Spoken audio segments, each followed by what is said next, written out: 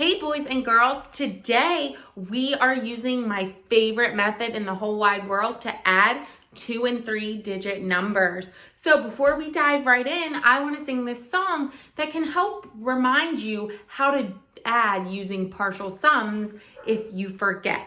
So this song goes to the tune of Jingle Bells. We all know that song, Jingle Bells, Jingle Bells. So this goes partial sums, and adding strategy. It's so easy if you try. Check it out and see. Add the tens, write them down, then you add the ones. Add it all together and you've got the total sum. Okay? So right there, it tells you start with the tens, then add the ones. Normally, it's the opposite. I'm always preaching, add the ones first, add the ones first. But with partial sums, we actually add whatever largest place value we have first.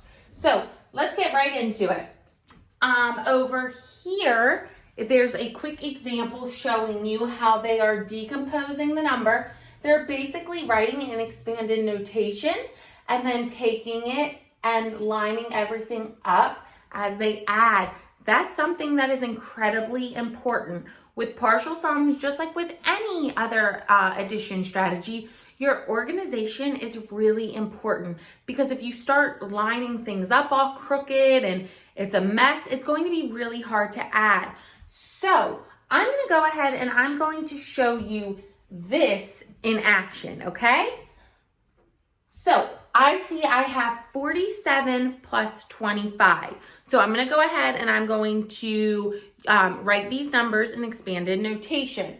So 4 tens and 47 is 40. So 40 plus 7 ones. And then 25 would be 20 plus 5. I know you guys know how to do that. You're really good at this. You were doing this all the time when we were in class and you were rock stars at it. So now that I have that, 40 plus 7 and 20 plus 5, I can go ahead and I can add those up. So I'm going to add my tens first. 40 plus 20. So I know 4 plus 2 is 6, so 40 plus 20 must be 60. And then this is where it gets really important. So now I'm going to add my ones. My ones take up less space, both physically and when we, and literally, like when we write them. So it's very important that to make sure that my ones, the answer still lines up correctly, okay? So I have 7 plus 5, okay? So 7 plus, notice I'm keeping the plus signs lined up, 5. And I know that 7 plus 5, so I know that 6 is in the middle of those two numbers. So instead of trying to count up 7 plus 5, because that's not an efficient strategy as a second grader, I can go, okay, well, 6 is in the middle of both of those. So 6 plus 6 is 12, which means 7 plus 5 must also be 12. So again, very important. I'm lining up my ones and my tens, okay? So now I can just add 60 plus 12. I know 0 plus 2 is 2 and 6 plus 1 is 7. So I get my answer of 72. So that is pretty simple. When you have, you know, the same place value for both. But I want to show you one more example because sometimes you're going to get something like this. And how is this different than the last problem?